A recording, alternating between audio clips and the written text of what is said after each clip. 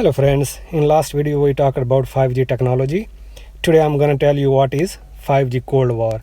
A Cold War is a state of conflict between nations that does not involve direct military action but is pursued primarily through economic and political actions, propaganda, acts of espionage or proxy wars waged by surrogates. This time war is not about advanced weaponry or the pursuit of noble causes like social ideology or conquering outer space. This time it is about the long and tedious battle over advanced telecommunication technology, the deployment of fifth generation of mobile networks.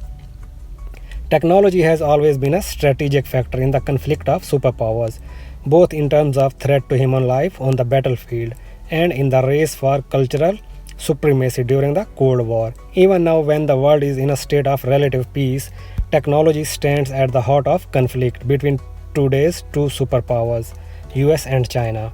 We can say this is an information war being waged digitally. It's not physically violent, but it's culturally, socially, and economically violent, and its ultimate goal is a political defeat.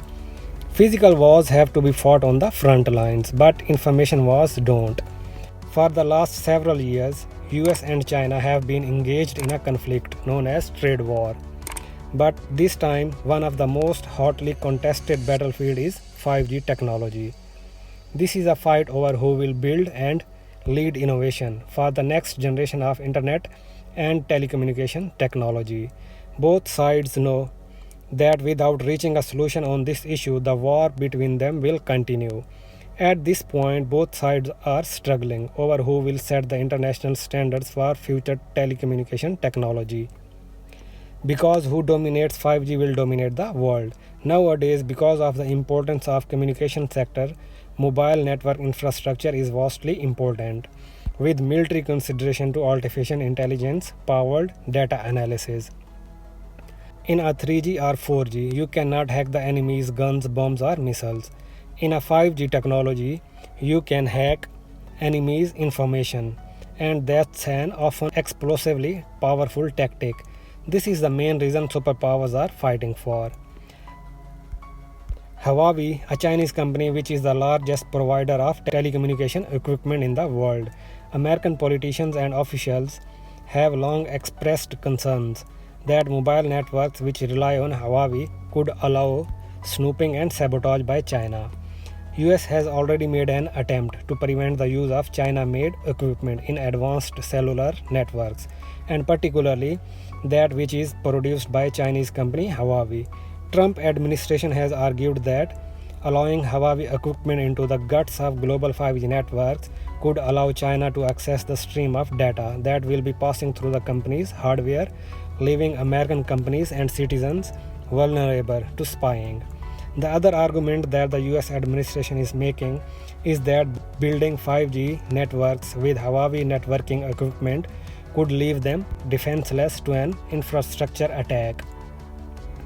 Trump administration is also considering a ban on sales of US-made parts and software to Huawei, a move that would hurt Huawei smartphone sales, especially as the company relies heavily on Google's Android operating system and apps. COVID-19 has already damaged China's reputation and with it Huawei's. But when it comes to the global 5G rollout, US finds itself in a weaker position. Australia, Japan and UK are only countries that agreed to block Huawei and ZTE. British government said it will ban mobile network operators in Britain from buying Huawei equipment for their 5G networks and told them to remove equipment already installed by 2027. Australia banned Huawei 5G equipment in 2018. Among other US allies, France and Germany think that completely banning Chinese companies would be difficult. On Chinese side, Huawei has signed 91 contracts and ZTE with 46 contracts. On the other side, European telecom giants Ericsson and Nokia have signed contracts with 93 and 73 respectively. There is a balance of terror between Chinese side and Western side, which is supported by US.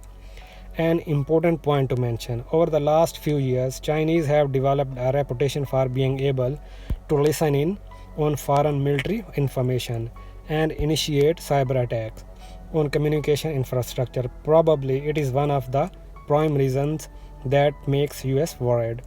Anyways, given these circumstances, the battle for 5G dominance will likely be decided in Asia, the growth engine of the world economy. Alright, so some people believe that US still holds the upper hand in the race of 5G. What do you think? Let me know your opinion in the comment section.